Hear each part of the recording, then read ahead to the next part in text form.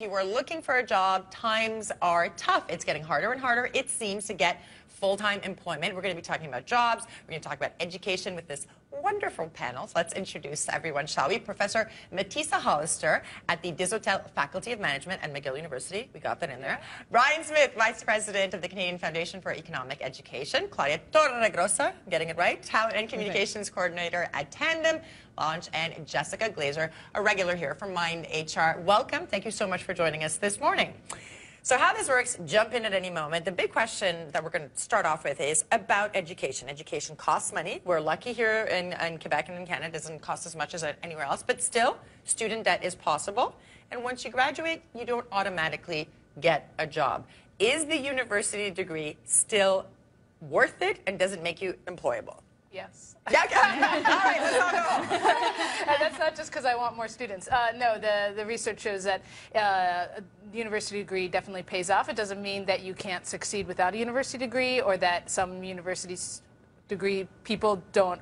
It's not a guarantee of success, but on average, it's very clear that the university degree is the smarter, the better way to go. Okay, but are we noticing a change now? So it used to be if you study in this field, you get a job in this field. And are we looking at more the university degree as a symbol, as a way to open the door, rather than get you direct access to the dream job? I think that it will open the doors for a lot of youth. But once you get in the door, you have to make yourself more employable, develop skills.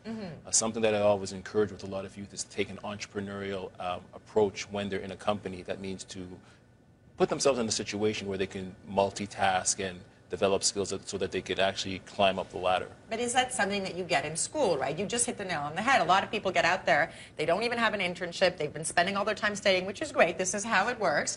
But Jessica, I'm wondering, in your practices, when you're looking to hire people or place people, you know, it's great to have the paper, and then what? Well, that's it's really a junior issue. It's not an issue of the age factor as much as it is there's lack of experience that's going behind that piece of paper. So somebody has to come in and try and sell themselves. But anybody that's starting off, let it be somebody who's in their 20s, their early 30s, or a new immigrant, all of them have the same issue, is there's no experience behind that paper. So it's chicken and egg. Elias was just saying that. So if you can't get the experience, if you don't have the experience, you don't get the job. But if you don't have the job, you don't get the experience. But we've all had that issue. Right. We've all had that issue. And it's not a degree issue. It's an experience issue. And the idea of having the degree is going to help you find a job, well, not necessarily. And I think that a lot of people also, and it's been an issue in our generation as well, is that you're getting a degree, but what's your plan for the future with that degree? A lot of people don't know what they want to be doing, and that's a bigger problem. And if we look at the IT sector, well, they don't necessarily need the degree. For them, it's more about the experience. I know a lot of companies that will hire IT professionals that don't have the certifications, but they have the hands-on experience, and they know the coding, and they know the programming behind it. The practical. Exactly, right. and they give tests to ensure that they actually know what they're doing. So someone who has more hands-on experience in that field will do better than that has the person that has the degree. Right. So millennials in particular are struggling right now because the idea of having, you know, like our parents had the same job for 30 years, 40 years, right? You're in a highly specialized field. You look for the PhD. You look for the sort of higher levels of education. But even in your field, I'm wondering do you see a general trend of, does a permanent job still exist in any, I mean, unless you're a doctor or a lawyer? I mean, I'm wondering what you're seeing. That's a very interesting thing. So I think they still do exist, but I don't think they're as attractive as before. Oh, so you're saying like millennials, for example, will not go for the, okay, so let's talk about that, yeah. So it's like, what we used to do before was, okay, let's aim at getting this job at this big company, secure benefits, and stay there as long as possible. Sounds really good. Exactly. Anyway. Because you're not a millennial. Not anymore. I'm old. Yeah, okay. And now what I'm saying is more, okay, let's stay there for a few years, and then let's go to another job to get more experience, to get to know new people. And it's literally a two-year thing. Like, they literally think, and this is as a general rule, and it's a stereotype, but it really is, they go into a job thinking, I'm staying for 2 years. That's it. Really? That's their time frame. So taking a contract could be ideal for them because they're getting their hands-on experience. And instead of them saying, oh, well, I got bored and the money wasn't good, it's, well, it was a contract. So when they go into their next job, they have the reason as to why they left wasn't because of the money and they got bored, was, well, it was a contract and my time was done. Because for them, it's everything has to be now. And after 2 years, they get bored. So it's not like, okay, I want a job for 5 years. And I had clients that were saying, if they've been here if they stay at this company for 5 years, that's not even a long term. For us, it's 10 years. Okay, so what has then changed in the work environment? So when you looked at a CV in the past, and I'll open this up to everyone, if you were at the same job for, I don't know, 15 years, that was a sign that you were a great worker. Now it's a negative. Is it a negative?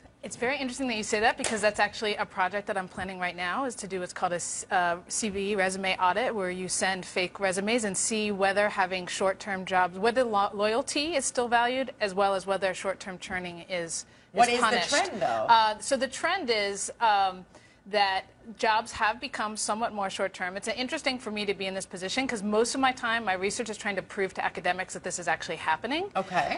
Because there's another very interesting thing around the statistics that's hiding it from the statistics. But when I talk to other people, my emphasis is the other direction, which is it's not happening as much as everybody thinks, right? It's not like there's no long-term full-time jobs anymore. 75% of people still have a non-contract job. Is it the sectors that are changing then? It's the sectors, and part of it was that in the past there was this, people got shaken in the 80s and 90s with downsizing and stuff. And so then we started telling millennials, expect to change employers. Okay. And then millennials said, oh, I'm expected to change employers. And they've gone way too extreme to the point of 2 years is time to leave, which is too much. We're going to be dissecting the millennial brain. Yeah. If you're watching. We're going to be getting all of you to jump in, because in this changing work environment, is it even possible to set money aside? Where should we be investing our time and our money and our resources? We're talking jobs. We're talking the future. We're talking education. This is the BT panel. Stay tuned. A lot of people try to get a degree right now.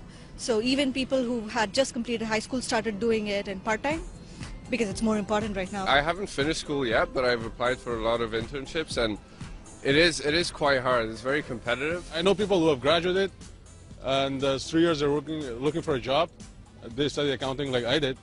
They cannot find a job, and the person is a waiter now.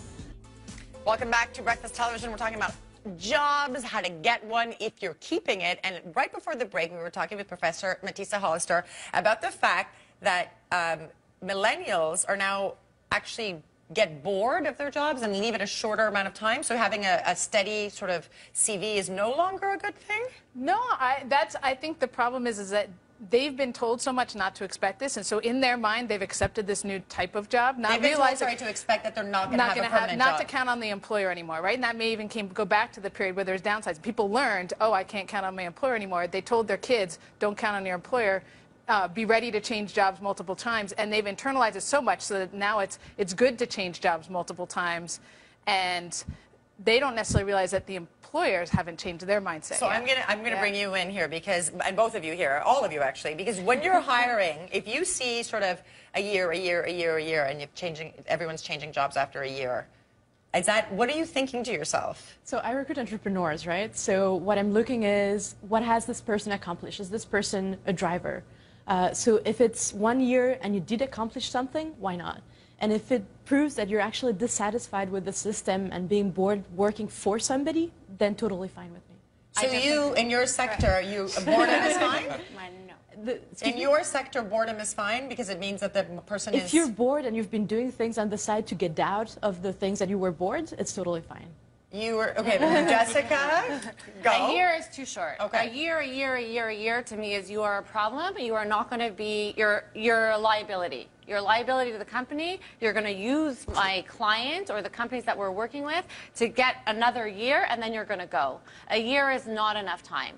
2 years, you can get a little bit more information. You're slowly progressing. Why are you leaving? That's what I want to know after that. Interesting. But a year is, no, there's something wrong with you now. It's not the companies. At 2 years, now that's a reality, and that's something that we're trying to get companies to understand more and more, that 2 years is the reality. But less than a year So millennials are commitment phobic, from what I'm understanding. Right. And Brian, I'll bring you into this, because we were talking about university degree versus sort of real-life practical experience. And you're saying you're seeing a lot more millennials taking a completely different route. Yeah, they want to go into trades. Trades are very, very exciting. They're not very promoted so much if we're looking at traditional. Everybody thinks that they want to send their youth to university and find everybody's going to become a lawyer or doctor, but trades offer a lot of opportunities, and they're very well paid too as well. So that's another route. It's another route, so you avoid the whole university and the higher debt, most likely. So trades, and we have to talk about it now, tech. Montreal, the tech sector is booming. What are we looking at for jobs? Are most millennials headed in that direction? Is this a pattern that we're seeing? Because that, you don't necessarily need to go to study for 7 years in university to get a PhD. You can do the startups. What are we seeing tech-wise, trend-wise? I would say that they're not necessarily heading more towards tech, but heading more towards startup and partnering and getting venture capitalists behind them. A lot of universities also are offering programs for startups. And I think that it's a startup thing less than it is a tech thing. Obviously, the two can come in hand in hand, but I mean, a startup is also sometimes there's the food delivery services. Yes, so we've like seen it's a lot not of those, just the apps. yeah, so it's restaurant, there's food, it's less of the manufacturing, which we would see back in our parents' day, and more of a creative side, a lot of marketing. So people start off as a startup, and then they get backing and funding, which is something that we didn't see. And Right. what I see is there's a lot of co-working, which is taking place too as well. Co-working. Where you'll have maybe 4 or 5 individuals will come together, a similar general working space, and entrepreneurs like to be around entrepreneurs, and they motivate each other. They don't want to be in 4 walls. They want to be together sharing ideas all the time. I'm learning a lot, especially about millennials here, and I think a lot of people at home are. So who is the employable millennial today? I'm 22 years old, I wish. And what happens to me now? I get on the job market. Who's employable? Who still has a lot of work to do you think?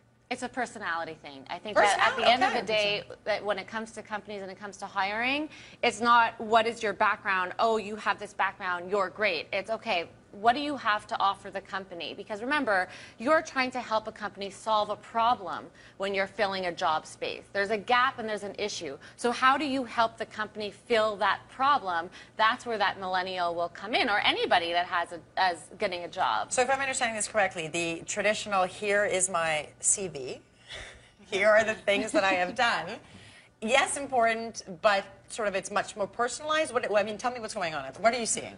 Yeah, I mean, we just had a talk, and I actually teach a class on careers, and part of the advice, which I think anyone can put into place, is the idea of doing what's called informational interviews, which is contacting somebody in a field that interests you. You're not asking them for a job. You're trying to develop an understanding of the field, and hopefully in the process, develop a relationship where they might be willing to help you in the future. And like a mentoring program. Mentoring, but the emphasis, is even McGill students think they worry about it. They feel like it's icky, to ask somebody to help them. They think they're sort of manipulating people. But in reality, I tell them people love to talk about their work. They love to help people.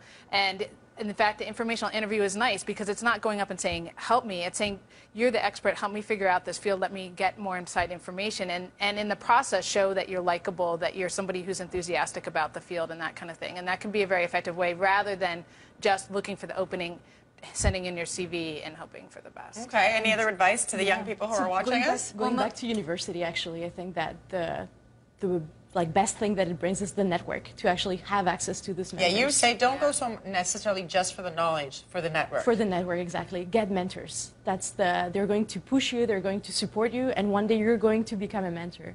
And we lack a lot of mentors in technology. So it's still a human, we were joking about robots eventually replacing us. It will happen. But in the meantime, human-to-human relationships. You've got to prepare yourself with the skills to be successful. And not everybody has a fair chance in the society that we live in. So it's more so myself as a minority, I had to develop various skills, make connections with various networks so that I could, move up. And it's very, very important. And as far as get to know people. If you're an entrepreneur, work with other entrepreneurs. Get the information which is necessary.